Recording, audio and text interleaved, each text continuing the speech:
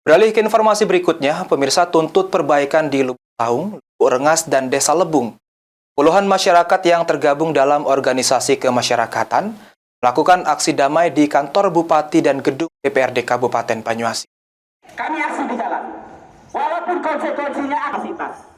Jalan rusak parah yang terjadi di Jalan Lubuk Saung, Lubuk Rengas, dan Desa Lebung membuat puluhan masyarakat mendatangi kantor Bupati dan gedung DPRD Kabupaten Banyuasin untuk menuntut pembangunan serta perbaikan jalan. Indo Sapri, koordinator aksi mengatakan, jalan telah rusak puluhan tahun akibat mobil bertona besar yang sering melewati jalan dan menuntut pemerintah untuk memperbaiki jalan. Indo Sapri juga mengatakan, pemerintah Kabupaten Banyuasin akan segera menurunkan alat berat di titik-titik yang menjadi kerusakan. Jalan poros Kelurahan Pangkalabalai menuju Desa Lebung yang puluhan tahun mengalami kerusakan akibat angkutan mobil yang berkapasitas tinggi yang rutinitas dilewati oleh truk bermuatan pasir.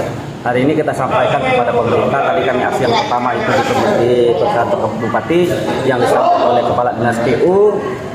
Begitu jawaban dari Kepala Dinas PU akan segera mungkin itu dilakukan tanggap darurat, setidaknya akan menurunkan alat berat ke titik-titik yang sudah menjadi kerusakan.